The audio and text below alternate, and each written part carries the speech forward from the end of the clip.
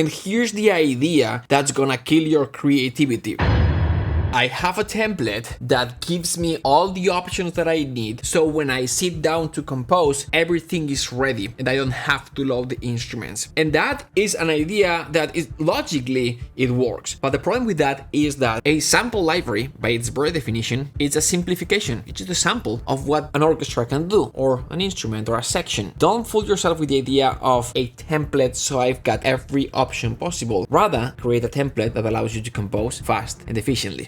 There's a ratio where the bigger the template, the more technically complicated it gets. And those technical complications are going to challenge your creativity at some point. Secret number 2 is have a template that helps you, that inspires you, that allows you to work faster, not a template that limits you. So this secret is not about the fact that if you need a template or not. There are more composers generally that have a template. There are plenty of composers that don't use a template. When I'm teaching and I'm composing live to teach them how to compose in a specific style, I sometimes get asked the question, how do you compose so fast? And that's what happened in this class. So I'm gonna plug in this video where I gave the answer to this question. If it was me doing the same thing as you do, it would take me like 10 times as long. And still the effect that won't be as good. The reason why I go faster is my template is a tool that allows me to work fast, not something that theoretically gives me options, but then truly what happens is that it's limiting me. I know exactly not just where they are, but exactly how to use the instruments. I know exactly for a timpani roll, how long is this one, how long is this one, how long is this one, and how long is this one, the swells. I know how to stop the timpani, I know to control the tail, how to control the... I set these things up, you know, I spend time tweaking things so when I sit down and compose, I can work fast. But don't fool yourself with the idea that I need a template to compose fast. Build your template as you are composing, and it's always going to feel like you go slower than name of another composer. But the reason why I can go fast here in a class is because it's a live class and my intention is to move fast so I can share as much information as possible. But when I'm composing, that I'm looking for, searching for that sound, then is when it takes me long. That's what you don't see the behind the scenes, because I'm building and improving and updating my template in that very moment. These are my top 5 rules that I follow when I have to create a template or update my template. Number 1, inspiration. Make sure that your template inspires you, that creates momentum. In my template, up here, the first 16 tracks are my sketching patches, the fast action patches. I've got the short orchestral, pre-orchestrated patch, basically a combination of Albion and Symphobia, a little bit of cello spiccatos for definition in the strings, and I've got here choir if I would need choir as well. Same thing for long strings and choir. Remember, those patches are for sketching. Sometimes I'll use those patches to sketch quickly and then I'll reorchestrate later on so I've got more control. Now, these are the libraries that I use: Symphobia, Albion. You can replace them with Nucleus or other ensemble type of libraries. Moving on with the sketching patches, Apocalypse is the next one for percussion. It's a mix of epic and orchestral percussion from the low, mid, and high percussion. And I can control if I want a closer, drier sound or a little more wet.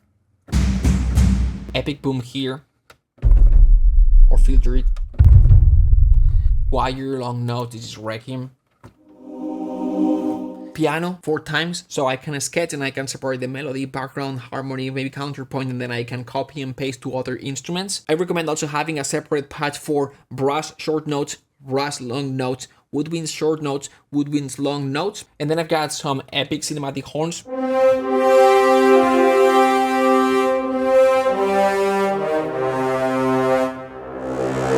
This is not a realistic sound, it's more like a cinematic, big, epic sound, and it's a combination of a few things. 70% of the sound is a 12 horns ensemble from Cinebrass Pro, but then it has like a solo horn to add a little bit of definition, and the Symphobia, the marcato, sort of like a sforzato patch that adds a little bit of character at the beginning of each note. Adds this shape at the beginning of each note.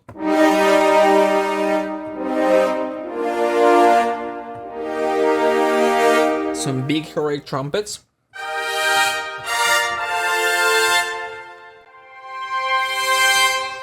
With the strings, the same concept. I've got a small group of strings that will get 50-60% of the job done, and that will help me for sketching as well. And then as I've been updating my template and I've realized what I need, I've got more string patches, the different instruments, the different articulations. But these are the basics. I've got sustained strings and staccato strings. These are ensemble patches, but I like to separate the highest strings and the lowest strings. The highest strings usually are violins 1, 2, and viola, and the lowest strings are cellos and double basses. For the sustained strings, I use an ensemble patch from Spitfire Symphonic Strings, and what I do is I have this Pultec EQ that allows me to warm the sound a little bit if I need to.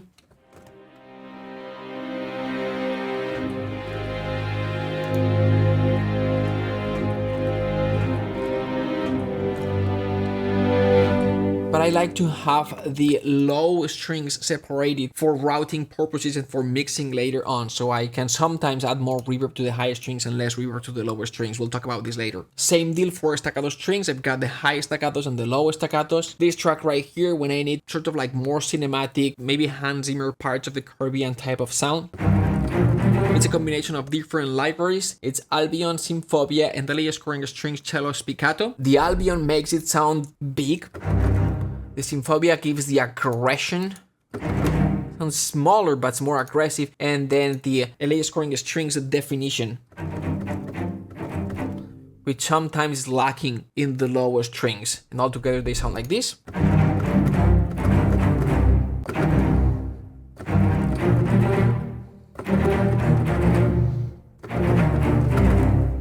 I've got a concertino strings ensemble patch as well, and a cellos divisi for when I need a more realistic, smaller sound. Basically the way it works is if you press one note, you get all these patches at the same time. As soon as you start adding more notes, they're gonna divide in different patches and you're gonna get a smaller sound.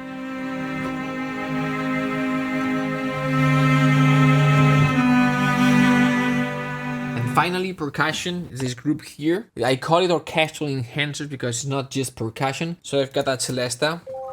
This is a Spitfire percussion. Got timpani hits. I recommend having control over the tail of the timpani. Sometimes you want to hit and then let it ring, and sometimes you want to hit and stop it. And so what I've done is up here, longer tail, and down here, shorter.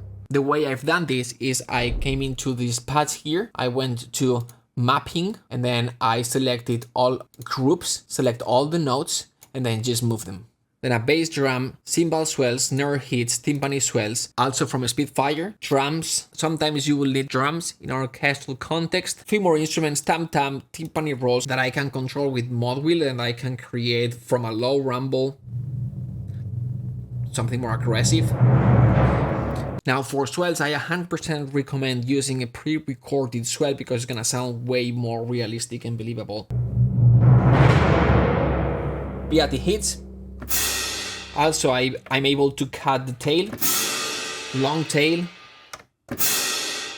short tail, an ARP Mark III, finally ARP glissando, and I can control the key of the glissando as well as the type of a scale, major scale, minor melodic, minor harmonic, right? I've got pentatonic, whole tone, etc. And that's a Spitfire ARP. And then down below I've got more things, but those 30-40 tracks could get 90% of the job done. Alright, so recap of my top 5 rules when it comes to building a template. Number 1, template should inspire you. Number 2, have a group of tracks that allow you to work fast, to sketch, to get momentum going. Number 3, simplicity. Your template should be simple, especially at the beginning. Number 4, have free space in your template. Make sure that the template does not take too much CPU processing, too much RAM. Make sure that 1, you have free extra RAM available in case you need to load more instruments, and 2, make sure to have some empty pre-routed tracks. I have them at the end of my template and they are here ready to go, routed, and the sampler contact is loaded, so I just have to double click, select the patch and go. And number 5, modularity. I like to build my instruments, my multis, my patches inside Contact, and then I save those Contact instances. I may have 5 patches or 30 patches that I built a group of of instruments. Let's say, for example, I'm working on a video game and I need to create this type of forest soundscape, and I decide that I'm gonna use wooden pitch percussion, and I create a group of instruments that work well together, is well balanced, is well panned, and it works. And so when I'm done with this project, I'll decide, should I keep this in my template? It's gonna take RAM and space, or not. If it's something that I see myself using over and over again, I'm gonna keep it. If I'm not gonna be using it over and over again, I'm not gonna keep it.